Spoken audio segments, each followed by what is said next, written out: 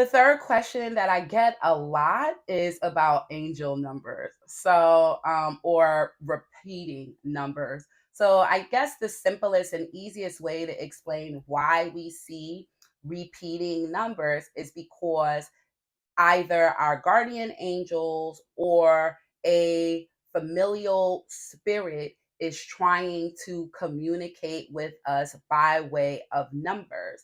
Numerology or understanding basic numerology, the 0 to 9 understanding. So, understanding single digit numerology is a really great way to decode those messages that you might be receiving that are either repetitive or represent numbers that are important to you, whether that be like a birth date or a address you had when you were younger.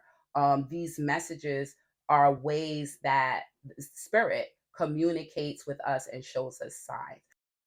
The fourth question that I get often is this devil's work, right? We can't ignore the myth or the association that people who read cards are participating in devil's work. And I'm just going to say it this way. Every tool has a purpose, and it is only good or bad based on the way that tool is used. So the intention of tarot cards is neither good nor bad. It is the uh, facilitator of that communication, the reader, the spiritualist, the one who is translating and decoding the cards. It is their intention which defines whether their practice is good or bad. And my intention is always to create greater clarity for my clients, to relieve unnecessary pressure that they may be putting upon themselves, and to help them define and establish action steps that are aligned with their goals and their heart's desires. So I'm always trying to direct my clients towards their greatest good and their greatest potential. And I see nothing demonic in nature or negative in nature associated with that. I take a self development approach to how I share my card readings with my clients, even though I might uh, provide a little bit of insight regarding the future or something that may happen in the future I may have mentioned in my readings. It is never really my intention to be a diviner. It is just by nature that at times I might divine, but it is not my intention to be a diviner. And my intention is to help my clients grow personally and grow spiritually, and so I'm always focused on them reaching or being able to attain their highest potential. And I'm not so much focused on whether or not I can guess the future appropriately. If I happen to tell you something that is future related and it comes to pass, I am happy for you, especially if it's something that is good and is a blessing for you. I'm super excited.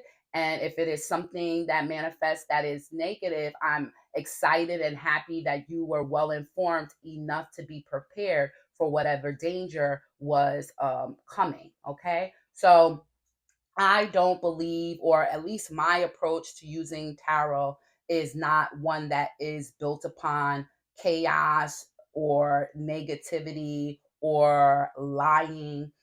Everything I do, I try to do with some level of ethic. So, as much as I read tarot cards, I also can provide readings with a glass of water and a candle. I can provide readings with nothing at all. But having those tools helps to create reference and or checkpoint so that I can make sure that the information that I'm sharing has been validated in some kind of way beyond just what I'm picking up. So tarot cards for me is a validation process. It is a way that I confirm the information that I may already be picking up. Another way that I like to explain my use of tarot is to give the example of a doctor who uses a stethoscope. I'm sure the doctor can take your pulse and measure your heartbeat to some degree without the stethoscope. But the stethoscope helps the doctor to be more exact and to provide a more accurate understanding of your pulse or how you are performing with your breathing, right? And so the doctor doesn't necessarily need the stethoscope in order to take your pulse or to monitor your heartbeat to some degree, but the doctor uses the stethoscope because it helps to avoid error. Okay, so I use the tarot to help avoid error or to refine my messaging so that it serves my client's highest good at all times.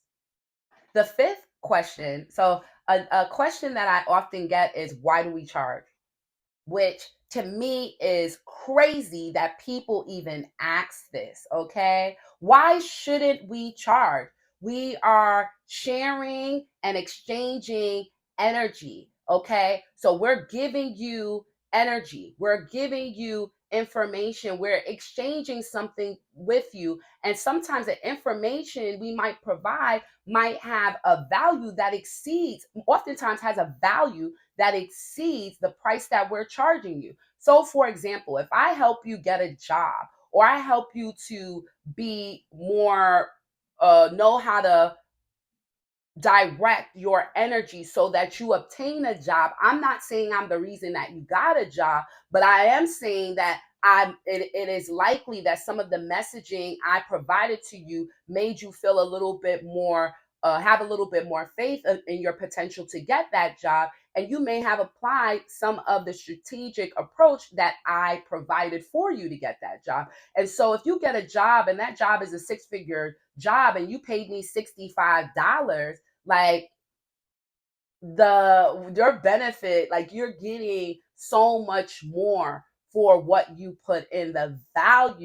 Is not the value is not the same. So when we decide, we put a price and we assign it to the messaging or the energy that we're going to exchange with you, is one, because we live in a world that requires currency as a way to survive. So we have to make a living. Spiritual supplies are expensive. They are not free. I don't know if you know, but this little bottle right here is now $4.95. Even if you buying it from a wholesaler, it is $4.95. Okay, Florida water prices don't went up, and so don't be surprised if spiritual practitioner prices go up. It is a luxury to get a reading. It is not something that has to be given or provided to you. It is a luxury. It is something that you do because you want to do it, and so you should pay for your luxuries, and you should respect that we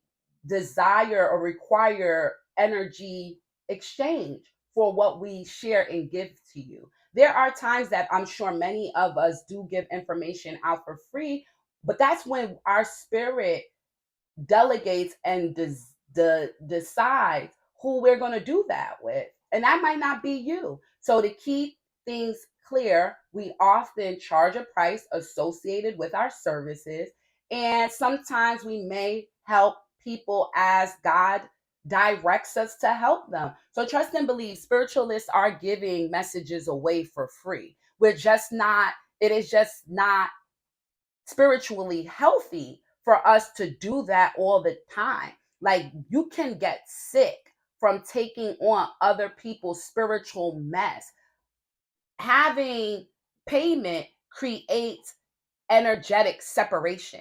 So, for example, I gave you this information and you paid me. So, there's no need for me to continue to hold on to the energy that was expressed or experienced during our session. You paid me to hold it in that moment. And when that moment is done, I let go. But if I am not paid, I might feel unnecessarily a need to keep following up or holding on to the message I shared with you. I don't feel that need when there is a clear professional separation of energy. And so exchanging money is a way, one, of respecting that person's time, energy, effort, and gift. It is also a way of making sure there is a clear distinction and separation of professional energy that is being expressed, and currency is how we express that something has been received. So when you don't pay attention. And it costs us a lot to expend energy to read. It is physically draining. And so not being paid to do that can cause sickness. So the next time you say a reader's prices are too high, instead of saying those types of things, find you a reader that is in your budget. Okay, like a reader that you can afford. All right. And also understand that you get what you pay for. So when you're able to get these $10 readings and $15 readings, trust and believe you're getting what you're paid for, and you're usually getting roped into some type of okey doke. So what I mean is you pay $10 or $15, but now you supposedly have some kind of curse, some type of hex, some type of spiritual work that now you need to pay them money to help you do that work. And that work may now be $200, $500, $700, $800. You started off paying 10. Now you done paid $1,000. Whereas you might got a reading for someone who had a little bit different type of ethics, and yes, they charge $250 or they charge $150 for their time, energy, etc. But they gave you a prescription right there that you could do for yourself and get yourself out of the trouble that you're in. They gave the power to you instead of taking the power and giving you the impression that only they can help you. That is the difference with someone who charges you an appropriate rate and someone who charges a very small fee. It is because they expect you to buy and purchase other things.